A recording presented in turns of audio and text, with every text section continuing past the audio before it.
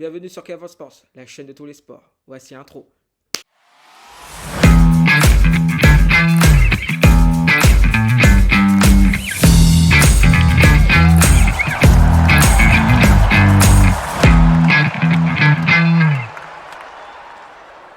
Amis, et oui, ça fait longtemps, mais désolé, cette année, je n'avais pas vraiment le temps de faire des vidéos parce que j'avais un emploi du temps chargé, très très chargé, avec cette année charnière, avec le diplôme de journalisme, avec mon stage, mes stages, dont un dans le foot, voilà, dans le sport, comme vous le savez.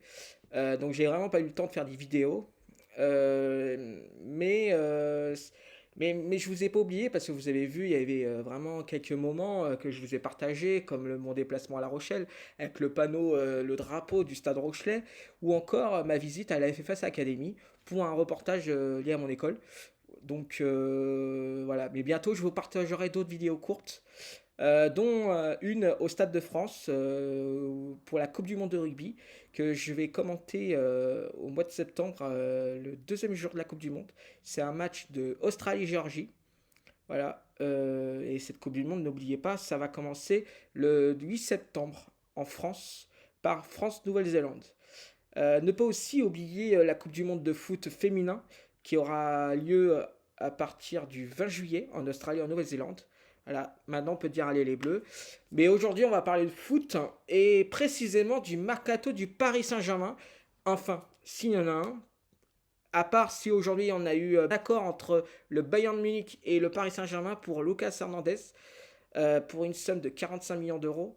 Est-ce que ça vaut cette somme? Moi, je pense que non, parce que le défenseur central se blesse tout le temps. C'est dommage. Il se blesse vraiment tout le temps. Et depuis sa longue blessure au genou, euh, qui l'a privé pendant de longs mois des terrains, euh, voilà. Donc encore une fois, on prend des blessés, comme à l'époque avec Sergio Ramos. C'est dommage. C'est vraiment dommage. Donc, moi, je me dis que ouais, ça peut être. Si vraiment il joue, ça peut être une super recrue à la place de Kipembe, de Presnel Kipembe. Mais si vraiment il est blessé, comme il était au Bayern de Munich, franchement, ça vaut pas le coup. Donc voilà, donc c'est à suivre. Et il serait arrivé à Paris. Donc, à voir. Voilà. Mais c'est surtout que le gros souci, c'est l'entraîneur. Galtier, qui est encore aujourd'hui, le 29 juin, entraîneur du Paris Saint-Germain, qui n'a pas trouvé d'accord avec le club parisien pour son départ.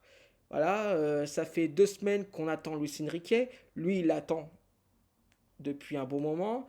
En plus, il doit visiter les nouvelles installations à Poissy.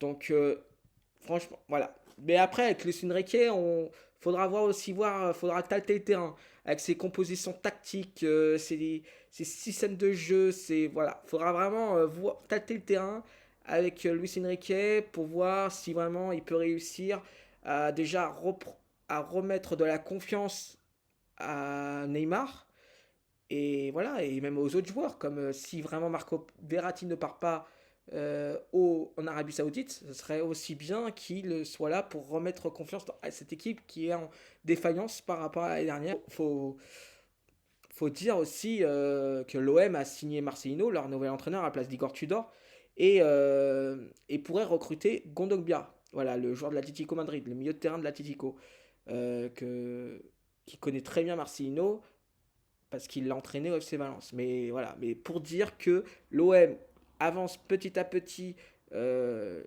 ses pions pour la nouvelle saison, alors que nous, on n'a encore rien fait, à part Lucas Hernandez, comme je le répète, qui pourrait signer aujourd'hui, ou peut-être demain, mais voilà.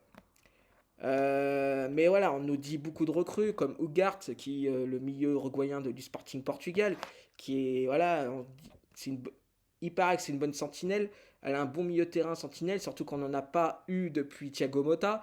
Donc il faudrait vraiment, j'espère que ce milieu de terrain va apporter quelque chose à d'autres milieux. Voilà, j'espère que l'Uruguayen va apporter quelque chose. On nous parle beaucoup de Marco Asensio, lui aussi ça encore. c'est un blessé, ça continue là. Le FC Infirmerie du PSG va être va avoir plus de joueurs que l'équipe du PSG complète. C'est quand même un truc incroyable. Voilà, Marcos Asensio aussi qui était blessé presque tout le temps. Après, c'est un très bon joueur. Quand il joue, c'est un très bon joueur. Mais par contre, il est souvent blessé, il est souvent à l'infirmerie. Donc c'est ça qui va être dommage. Il faut que le PSG recrute un peu plus. On attend encore la vente, enfin, la possible vente de Kylian Mbappé. Parce que là, on entend plein de rumeurs, soi-disant qu'il y aurait des accords entre le Real Madrid et le Paris Saint-Germain, que Florentino Pérez aurait parlé avec l'émir du Qatar. Après, c'est que des pourparlers. Il y a aussi Liverpool qui pourrait mettre 300 millions d'euros pour Kylian Mbappé. Voilà, mais c'est que des pourparlers.